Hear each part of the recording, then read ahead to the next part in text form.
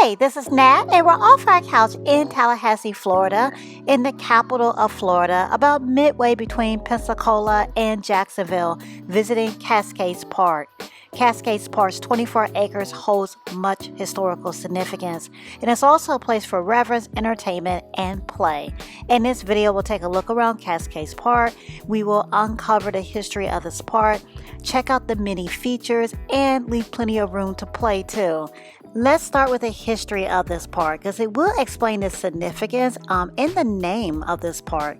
So once upon a time in the early 1820s, business for the state happened in St. Augustine and Pensacola, which is a distance of nearly 400 miles, and travel took almost 20 days. So two delegates, one from Pensacola and one from St. Augustine, searched for a central location and came to a beautiful cascading waterfall here in Tallahassee, and then claimed Tallahassee as the capital.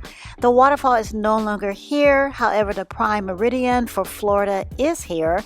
The meridian marker, originally set in 1824, is the beginning point for all land surveys in Florida and is the original southeast corner of Tallahassee's first boundary. This map and the layout of Florida is so cool in my opinion. It's a great teaching tool too. My daughter is asking about all of the different counties on the map. With that explanation though, we have now the reason why the park has the name Cascades in the history of the park. Well, some of it. We'll see more history a little later. Let's first though look more around this area of the park, because this is a huge park and we'll discover more about the purpose of the park here.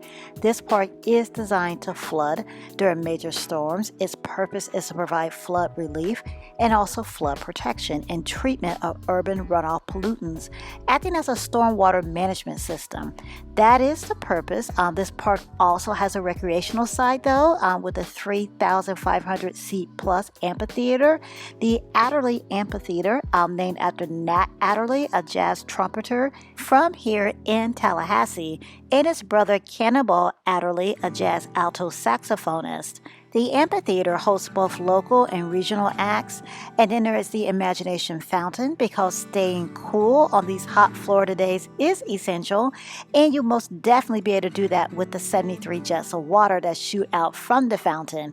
At nighttime, the Imagination Fountain is transformed to a music and light show, and the bathrooms are right here also. So once the little ones are done splashing during the day, when the fountain is just serving as a fountain, you have a convenient place to cool off and change. The Discovery Play Zone is here as well to cater to the little ones, with a slide, climbing area, butterfly garden, sandy beach area, and more. My kids love this play break and they are really enjoying the play area, and I'm attempting to slide and join in on the fun, but it's not working again. I don't know, but I just can't never seem to slide anymore. The trails at Cascade Park are another recreational activity you can enjoy while at this park. There are 3 main trails within Cascades Park, which equal a total of 2.3 miles of paved paths.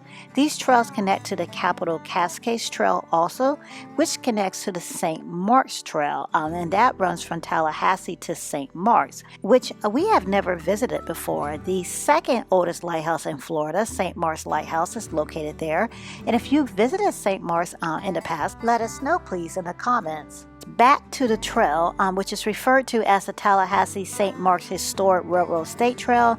That trail consists of 20.5 miles. These trails are pet friendly. Feel free to bring your furry companions along with you. We're enjoying our walk along the paths.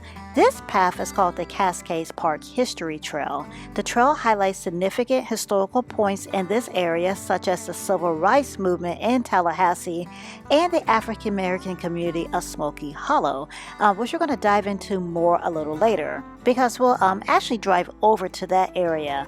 First, something we can walk to and check out. Let's take a look at the Edison Restaurant, housed in the city's electric and light plant, functional in the 1920s. The Edison Restaurant caters to guests with an upscale regional cuisine and beautiful views of this park. Before we head over to learn more about Smokey Hollow, let's look at a few more aspects of this park. A memorial to the Korean War is located here in Cascades Park, as well as the community remembrance marker, an acknowledgement of 4 men who were unlawfully pulled from jail and killed by lynching. History that's not easy to look back on. Let's end our time here at Cascades Park with more history, but with stories that are quite a bit more inspiring as we learn about Smokey Hollow. Smokey Hollow was an African-American community founded after the Civil War and covered much of what is now Cascades Park until the 1960s when urban renewal took place. The Smokey Hollow Commemoration that we're currently viewing recognizes the strong spirit, perseverance, and sense of community of the people who lived in Smokey Hollow. Famous residents of Smokey Hollow include Famous Amos, Wally Amos, the founder of Famous Amos Cookies, who was born here, as well as jazz musicians Nat and Cannibal Adderly. They are from here. They lived within the Smokey Hollow community, and the amphitheater that we visited earlier in the video is named after the brothers and successful musicians.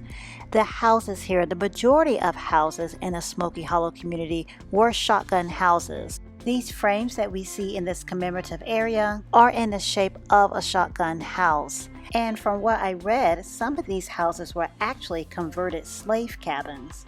And as we walk through the simulation of the house, you'll notice there are no hallways. Shotgun houses are often lined up beside each other, giving a view from the front porch straight to the back of the house.